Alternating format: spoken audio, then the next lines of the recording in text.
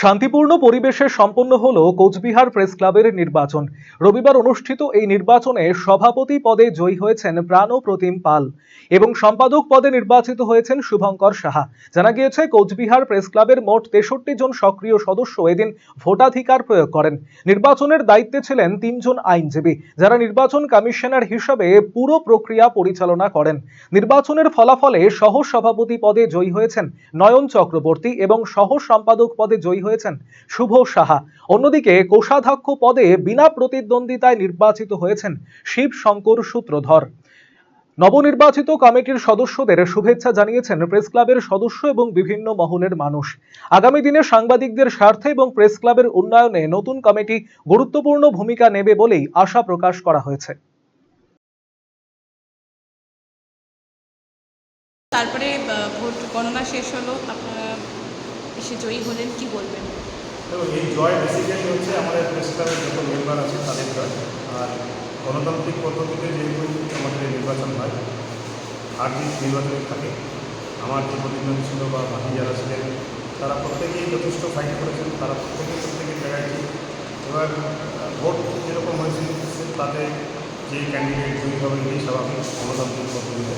তবে একটাই কথা, এটা সেকেন্ডারি, এই জয়ের এই বিষয় হচ্ছে সেকেন্ডারি। একটা কমিটি প্রেস ক্লাবকে চালাবে এটাই স্বাভাবিক। তো পদ বড় কথা না, আমরা সবাই মিলে একসাথে কাজ করি।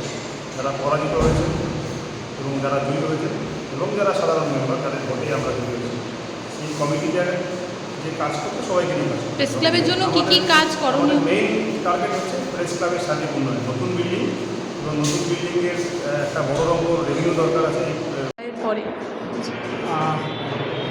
নিয়ম মেনে 2 বছর পর কোচবিহার প্রেস ক্লাবে নির্বাচন হয়। এবারে নির্বাচনের মধ্যে দিয়ে নতুন কমিটি গঠিত হলো এবং আমি সম্পাদক পদে জয়ী হয়েছি। এটাই বলবো যে একটা বড় দায়িত্ব পেলাম।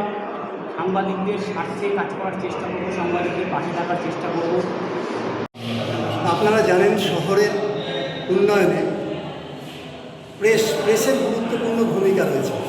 তো এই press club, Cooch Behar press club ঐতিহ্যপূর্ণ প্রেস ক্লাব, গণতান্ত্রিক পদ্ধতিতে নির্বাচনের মাধ্যমে নির্বাচিত হলেন সদস্যরা। তারা আগামী দিনে যেমন সাংবাদিকতা করবেন, ঠিক তেমনি পাশাপাশি শহরের উন্নয়ন কর্মযজ্ঞের মধ্যেও তারা কাঁধে কাঁধ মিলিয়ে চলবেন, এই আশা আমরা রাখি এবং খুব সুষ্ঠুভাবে সৌহার্দ্যপূর্ণ পরিবেশে নির্বাচন হয়েছে। Eastern India's #1 boarding school, Himalayan International Residential School, Siliguri.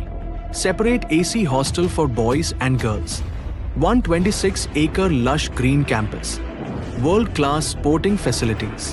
Admission open for session 2026 to 27. Hurry up. Limited seats.